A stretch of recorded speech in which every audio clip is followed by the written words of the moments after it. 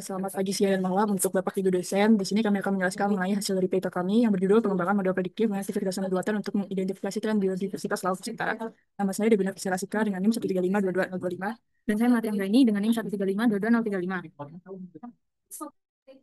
Oke, di sini saya akan menjelaskan bagian introduction terlebih dahulu. Indonesia sebagai negara dengan biodiversitas laut tertinggi di dunia, terutama sebagai bagian dari coral triangle. Namun, biodiversitasnya kini terancam oleh perubahan iklim seperti kenaikan suhu, dan pengasaman laut, serta aktivitas manusia seperti illegal fishing dan deforestasi mangrove. Tentunya hal ini akan berdampak pada pergeseran distribusi spesies dan penurunan populasi ikan, yang mana ini akan mengancam ketahanan ekosistem dan ekonomi pesisir. Teknologi machine learning membuka peluang yang besar untuk memprediksi distribusi spesies secara akurat. Penelitian oleh 3D et al. Tahun 2010 menunjukkan bahwa algoritma seperti random forest dan boosted regression tree sangat efektif untuk pengelolaan data-data laut. Namun ternyata setelah kami riset di Indonesia ini masih sangat terbatas dan kami menemukan 3 gap utama, yaitu yang pertama, sebagian besar studi masih sifatnya tuh lokal dan masih menggunakan data-data tunggal. Padahal kita tahu bahwa biodiversitas ini menggunakan banyak aspek seperti data spasial, lingkungan, dan genetik. Gap yang kedua yaitu belum adanya sistem prediksi yang komprehensif yang bisa digunakan oleh para stakeholder dan publik untuk mengakses datanya. Dan yang ketiga yaitu evaluasi model seringkali belum mempertimbangkan spatial cross validation, yang mana ini sangat penting untuk menghindari bias pada data biodiversitas yang bersifat spatial. Jadi untuk dari penelitian-penelitian kami, yaitu yang pertama kami akan membangun model rainforest menggunakan data lingkungan dari bioeracle. Yang kedua, mengintegrasikannya dengan data distribusi spesies dari GBIF, data genetik dari Genbank, dan data variabel lingkungan dari biorekal tadi. Kemudian kami juga akan menggunakan hyperparameter pruning dan spatial cross validation. Serta yang terakhir, membangun sistem visualisasi yang interaktif agar nantinya sistem ini dapat diakses dengan mudah oleh publik dan pemangku kebijakan. Selanjutnya saya akan menjelaskan mengenai algoritma yang kami gunakan dalam mengerjakan paper ini. Jadi algoritma utama yang kami gunakan adalah machine learning berupa random forest. Random forest jadi karena ada 3 alasan. Yang pertama, karena bisa menangani hubungan non-linear antara variabel lingkungan dan distribusi spesies. Yang kedua, algoritma ini bisa bekerja dengan efektif untuk dataset yang terbatas. Dan yang terakhir, random forest bisa memberikan skor linear fitur sehingga memungkinkan untuk identifikasi variabel-variabel apa saja yang paling berpengaruh ke model kami. Jadi untuk workflow-nya dimulai dari mengumpulkan data, dilanjutkan dengan melakukan pre-processing, dilanjutkan dengan model training, dilanjutkan lagi dengan prediction, dan yang terakhir akan memvisualisasi hasil dari prediksi kami. Jadi untuk data collection, kami mengumpulkan data-data dari beberapa sumber untuk mengetahui keberadaan spesies, salah satunya dari FASTA dan NCBI untuk mengetahui validasi taksonomi dan karakter dari spesies target tersebut. Setelah itu kita melakukan pre-processing, jadi dari data-data tersebut kami filter untuk koordinat yang ada di Indonesia saja, dan selanjutnya dilakukan feature inputter untuk mengisi machine value, dan juga feature engineering untuk menambah fitur tambahan sehingga model kami bisa menambahkan informasi yang lebih relevan dan meningkatkan akurasi model. Yang selanjutnya kita akan melakukan training dari model kami menggunakan rainforest, di mana rainforest akan mempelajari pola-pola distribusi spesies berdasarkan variabel lingkungan yang kami miliki dan akan dioptimalkan dengan hyperparameter yang tersesuaikan dengan distribusi spesies. Sebagai berikut untuk kodenya. Dan selanjutnya dilakukan prediksi. Untuk prediksi kami akan membuat berupa grid sehingga ada visualisasi spasial distribusi spesies dengan resolusi 50 kali 50 titik. Untuk visualisasi algo dari program kami berupa map probabilitas hingga keberadaan spesies yang dapat diintegrasikan peta Indonesia untuk aplikasi manajemen perikanan.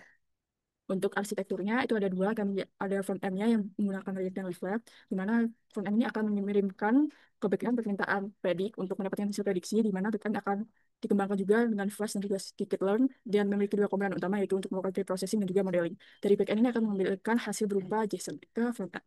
Untuk datasetnya kami menggunakan 3 dataset utama yaitu BF untuk mendapatkan data persebaran ikan di ASEAN.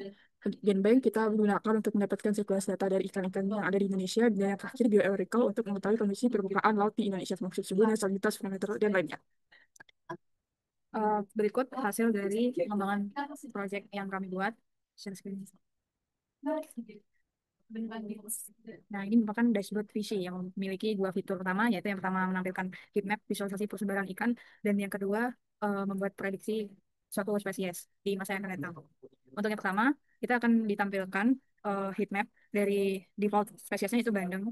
Jadi dari sini kita bisa lihat bahwa bandeng ini hidupnya banyak kan agak ke atas permukaan karena banyak yang warna oranye sama merahnya. Kemudian di sini kan juga bisa play. Jadi datanya itu dari tahun 1991 sampai 2010. Nah, ini bisa dilihat bahwa kalau tahun 1990-an itu eh, bandeng-bandeng itu hidupnya itu di bawah 200 meter, sehingga Dari situ bisa kita simpulkan juga kalau semakin tahunnya bertambah, semakin ke sini tuh ikan-ikan tuh pada naik ke permukaan laut. Ini juga merupakan efek dari pemanasan global. Oke, selanjutnya selain kita bisa lihat visualisasi berupa heat map, kami juga bisa menyediakan untuk para pemula memilih spesies data dari ikan tertentu. Nah, ini misalnya kita contohnya adalah bandeng. Di sini kita bandeng akan melakukan prediksi analisis untuk kira-kira di masa depannya habitat bandeng itu akan seperti apa. Di sini juga ada visualisasi dari persebaran bandengnya pada tahun 1992.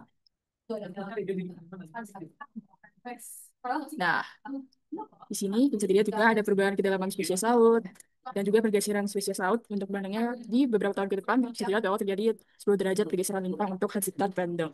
Kita juga bisa lihat ikan-ikan yang lain. Misalnya kita akan melihat untuk ikan tuna sirip kuning. Sini juga akan dilakukan deteksi kembali.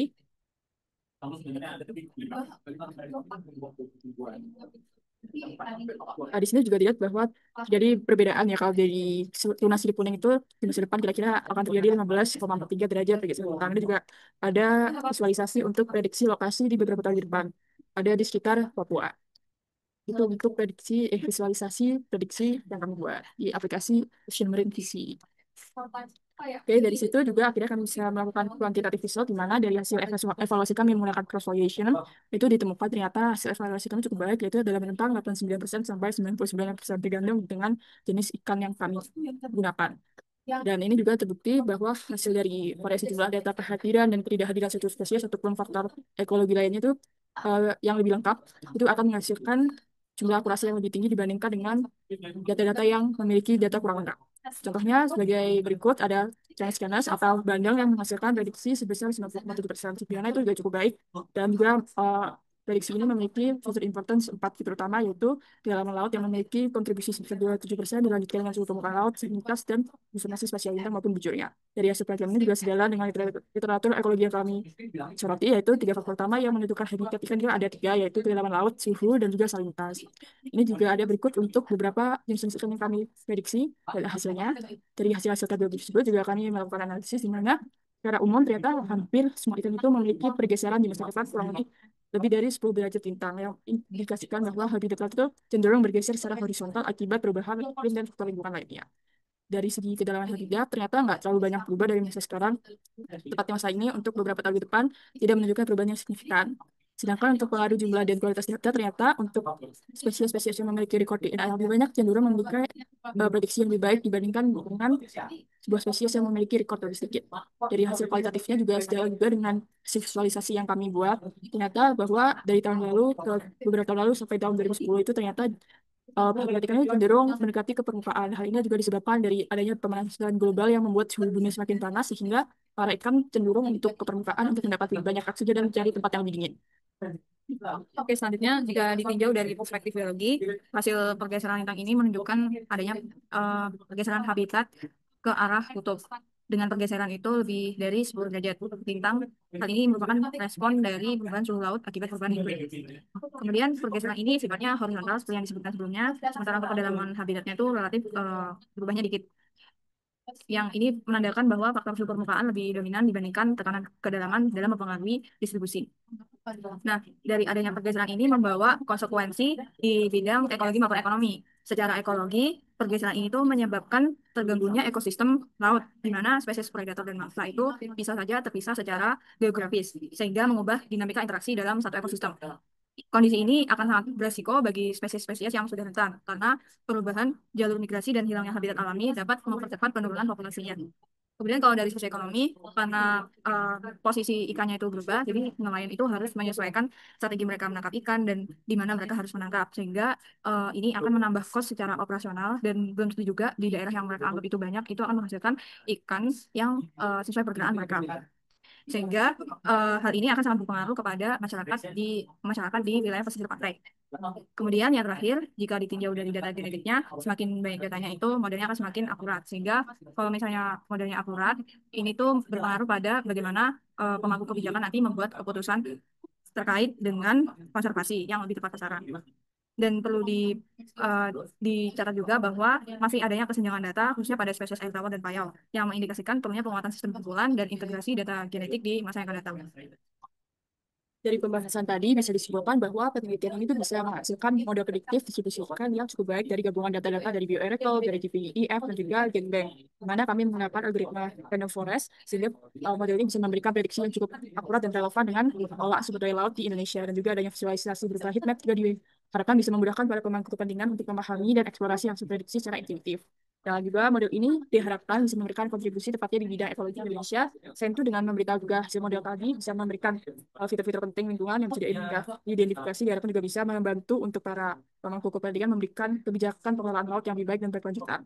Untuk penelitian selanjutnya, mungkin bisa disarankan untuk lebih eksplorasi model-model prediktif lainnya seperti CNN dan juga menambahkan data-data lain sehingga hasil dari model yang dibuat bisa lebih akurat dan baik dan juga relevan bagi kemajuan Indonesia. Sekian dari kelompok 3, kelompok satu. Semoga hasil penelitian ini bisa bermanfaat. Terima kasih. Terima kasih.